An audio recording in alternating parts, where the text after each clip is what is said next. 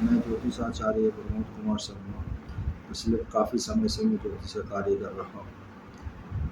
अब मेरे दिमाग में एक नई सीरीज़ बनाई है जिसका गर्भधारण संस्कार से संबंध है, ताकि मैं सबको गर्भधारण संस्कार के बारे में अवगत करा सकूँ। आज इस सीरीज में हम मुख्य रूप से इस बात का अध्ययन करेंगे कि हमने गर्भधारण संस्कार के बगैर जब हम संतान को धारण कर गर्भ में धारण कर लेते हैं तो उसके कारण जो हम पे विपत्ति आती हैं उसमें आज हम सिर्फ माता का अध्ययन करेंगे कि माता को क्या क्या कष्ट होते हैं। जैसे हमने बच्चे के जन्म के समय में हम अगर कुंडली में देखें कि शनि मंगल दोनों ग्रह चंद्रमा से सप्तम भाव में बैठे हों तो माता की मृत्यु 8 महीने या 7 महीने के अंदर हो जाती है। ऐसी स्थिति में हमें नहीं लगता कि बच्चे के कारण कुछ हुआ है, परंतु हकीकत यह है कि ये बच्चे के गर्भधारण संस्कार सही समय पर न होने के कारण हुआ है।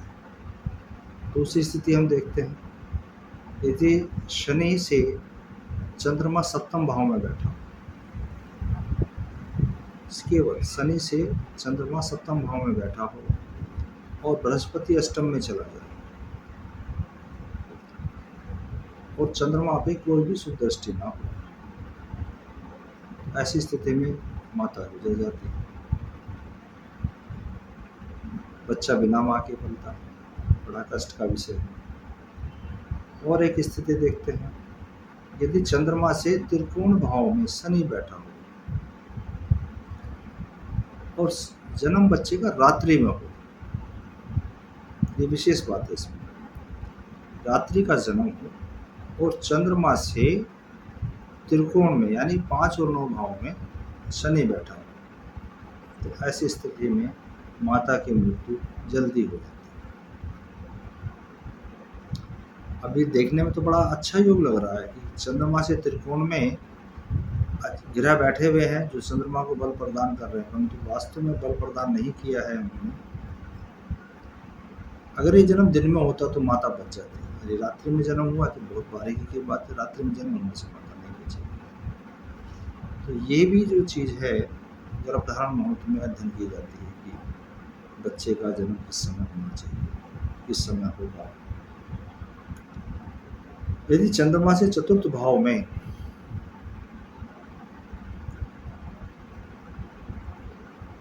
कोई भी पापी ग्रह बैठा, चंद्रमा से चतुर्थ भाव में कोई भी पापी ग्रह हो और वो अपने शत्रु राशि में और केंद्र में कोई भी शुभ ग्रह ना हो, शुभ दृष्टि ना हो, ऐसी स्थिति में माता की मृत्यु कुछ ही समय बाद हो जाती है। और आगे देखते हैं, ऐसे अनेक हमें योग मिलेंगे। यदि चंद्रमा से 10वें भाव में सूर्य और एक पाप ग्रह आ जाए, सूर्य के साथ में कोई भी पाप ग्रह आ जाए तो माता की मृत्यु हो जाएगी। सूर्य या मंगल अष्टम भाव में हो और चंद्रमा बलहीन हो जाए, कमजोर हो जाए, पाप चक्री में आ जाए या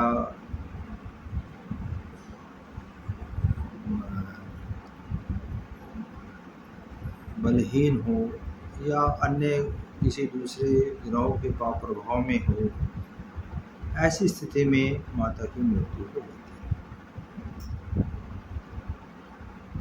है। यदि चंद्रमा सूर्य मंगल, चंद्रमा सूर्य मंगल, अगर मंगल नहीं है तो शनिदेव, यानी कि चंद्रमा सूर्य और शनिदेव छठे भाव में हो तो माता की मृत्यु हो जाती है। तो बड़ी दुखदायी है, बच्चा बिना माँ के होता है, बड़ा कष्ट होता है। ऐसे योगों में बच्चे को जन्म देने से परिवार की बहुत हानि होती है। हमें गर्भधारण संस्कार करना चाहिए। यदि चंद्रमा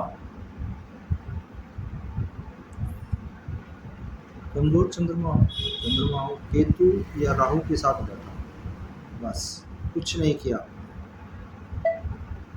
कुंडली में राहु के या केतु के साथ में चंद्रमा बैठा है और चंद्रमा बलहीन है, उस पर कोई शुभ दृष्टि भी नहीं पड़ रही हो, तो माता का जीवन कष्टपूर्ण हो जाता है, आजीवन कष्ट उठाएगी। एक अच्छी खासी माँ, स्वस्थ जीवन जीने वाली माँ, सब तरह से खुशी रहने वाली माँ पीड़ा में है बच्चे के जन्म के बाद से। तो ऐसी घटनाएं से बचने के लिए गर्भधारण संस्कार करना चाहिए। मैं तो एक और आपको लेता हूँ, घटना ले रहा हूँ, जिस घटना से आपको, मुझे तो बहुत दुख हुआ जान के, पढ़ के, कि इतना अनिष्ट भी हो सकता है, परंतु ज्योतिष का विषय है और बताना बहुत ज़रूरी है, क्योंकि ये सब चीज़ें हम इन चीज़ों से बच सकते हैं। ज्योतिष का लाभ लेने से हम उन चीज़ों से बच सकते हैं और सारा जीवन सुख से बिता सकते हैं। ये घटना बड़ी विभत्स है, मैं आपको बता रहा हूँ। यदि लगन सप्तम और 12वें भाव में, लगन में, सप्तम में और 12वें भाव में क्रूर ग्रह, तीनों भाव में क्रूर ग्रह आ गए, कहा गया लगन में, सप्तम में और 12वें भाव में, और दूसरे भाव में कोई शुभ ग्रह बैठ गया, ठीक है, बड़ा अच्छा योग बनता नजर आ रहा है, दूसरे भाव में कोई शुभ ग्रह है। परंतु जो लगन सप्तम और द्वादश भाव में क्रूर ग्रह होंगे और दूसरे भाव में शुभ ग्रह होगा, और इनमें ऐसी स्थिति में माता की तो बात ही छोड़िए, माता का तो जो प्रभु ने निर्धारित किया वो हो ही जाना है, परंतु पूरे परिवार का क्षय हो जाता है, पूरे परिवार की हानि होती है। ये हानि शारीरिक, मानसिक या मृत्यु तुल्य भी हो सकती है।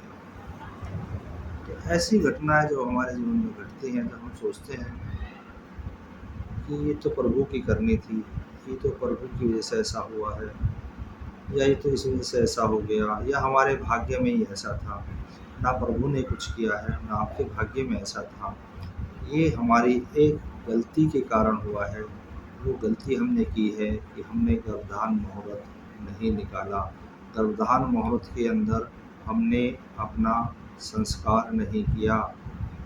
अगर हम गर्भधारण मुहूर्त निकाल के ये संस्कार करते तो हमारे बच्चे, हमारा जीवन बहुत बहुत खुशहाल हो सकता है। जिन्होंने मेरा चैनल सब्सक्राइब नहीं किया है वो अति शीघ्र सब्सक्राइब कर लें, ताकि आने वाली अन्य वीडियो में अति शीघ्र मिल जाए और उनका ज्ञान वर्धन हो सके।